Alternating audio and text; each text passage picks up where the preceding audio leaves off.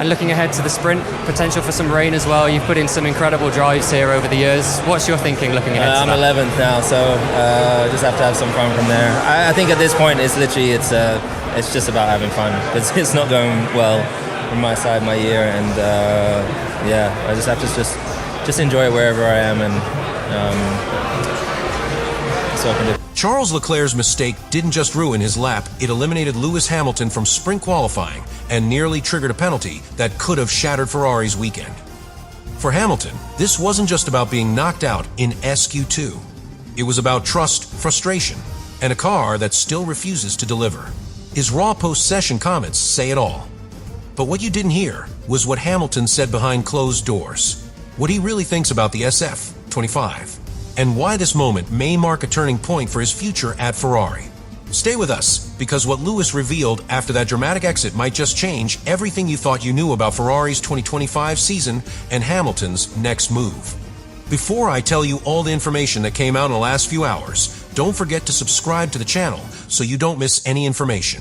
The Brazilian sprint qualifying session ended not with drama at the front, but heartbreak in the midfield. Lewis Hamilton, 7-time world champion, didn't even make it to SQ3. But wasn't a slow lap, a driving error, or mechanical failure. It was a yellow flag.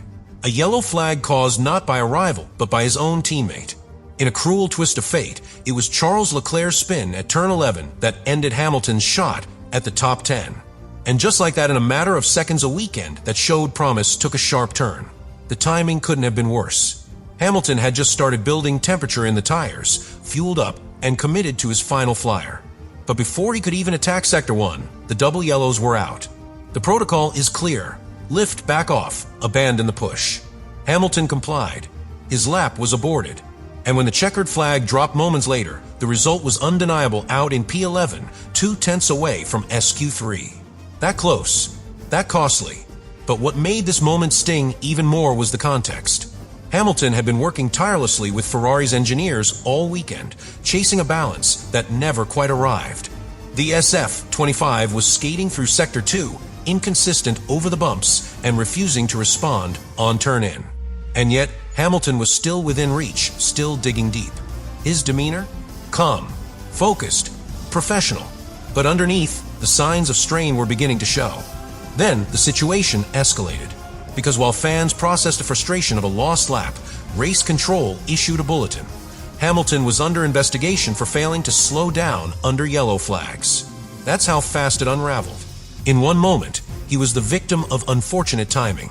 In the next, he was potentially facing a grid penalty. A full review was launched, telemetry, on boards, marshal posts, everything was scrutinized. Fortunately, the FIA concluded that Hamilton had done just enough to comply. The reprimand issued was symbolic, no penalty, but the damage had already been done, not to his race, but to the momentum he was trying to build. And in the media pen, when the microphones found him, he didn't raise his voice. He didn't point fingers. What he gave instead was more powerful, a rare moment of honesty. It's the same as it's been most weekends, he said. The car's just not there. No confidence in the front end. We're trying, but it's not clicking. The problems Hamilton faced in Brazil weren't new. They've become frustratingly familiar. Since the start of the 2025 season, Ferrari's SF25 has revealed its fundamental limitation. It lacks stability under rotation.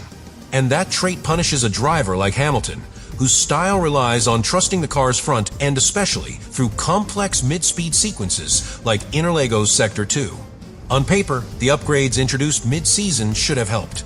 A revised floor, improved mechanical grip, and updates to the rear suspension geometry. But what Brazil exposed once again is that all the hardware in the world cannot compensate for poor platform consistency. In Hamilton's hands, the car refused to bite into the apex. It delayed turn-in, broke traction at odd moments, and provided inconsistent feedback through the steering rack. This is where Hamilton's brilliance can actually work against him.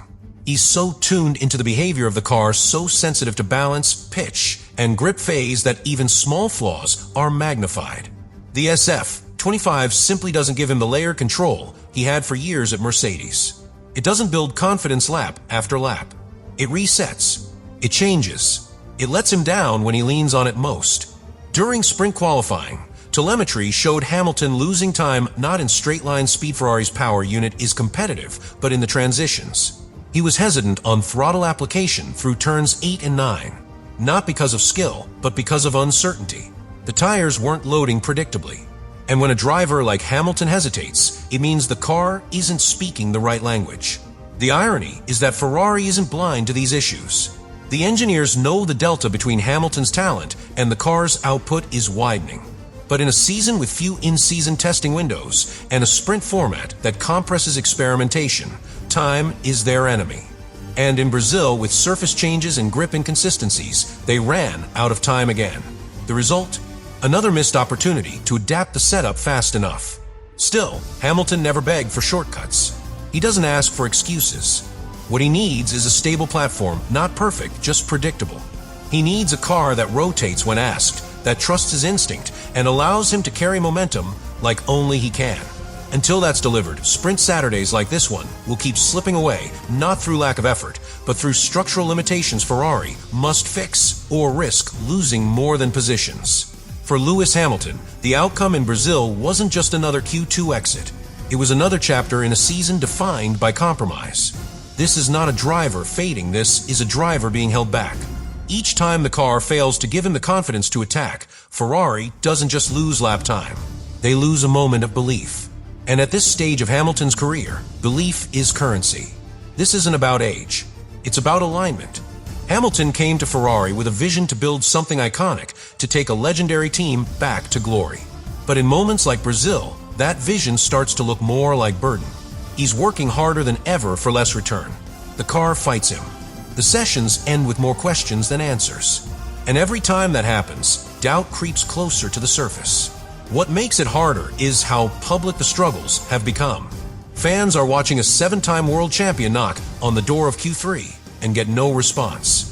The pressure builds not just from outside, but from within, engineers scrambling for short-term fixes, strategists second-guessing decisions, and media magnifying every expression on Hamilton's face. But through all of it, he remains composed, focused, still leading. Yet there's only so much even the best can endure. After the sprint session, when asked directly if the car could improve for Sunday, Hamilton's response was telling. "We'll try," he said, with the calm of a man who's no longer surprised by disappointment. There was no bitterness, just a quiet signal. This isn't what was promised. Not in performance, not in progress, and certainly not in partnership. Meanwhile, Charles Leclerc's spin accidental or not only highlighted the deeper imbalance. When both cars are struggling and the setups diverge, even teammates become unknown variables. That's not toxic. That's unproductive. For a team chasing championships, they're not even close to operating as one. And so, the consequence grows heavier. Not in points lost, but in patience lost. Hamilton hasn't quit. He hasn't blamed. But Brazil marked another crack in the surface. Another reminder that time is running out to align the vision with the results. If Ferrari fails to give him the tools, they don't just risk losing races. They risk losing the belief of the one man capable of changing everything. After the dust settled, Lewis Hamilton gave the world something they didn't expect: clarity. He didn't attack Leclerc. He didn't question the FIA. He didn't dramatize the moment. Instead, he did what champions do when the machinery lets them down. He zoomed out. "It's just not clicking," he said.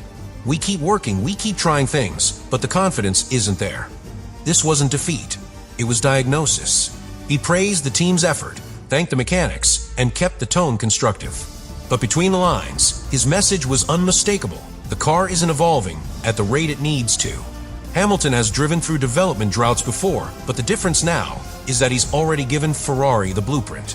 He's been specific, measured, constant. The lag isn't in feedback, it's in response. Fred Vasseur defended the team's choices post-session, citing difficult conditions and track evolution. But there was no escaping the optics. 2 Ferraris, 2 different outcomes. One driver spinning, one driver trapped in the consequences.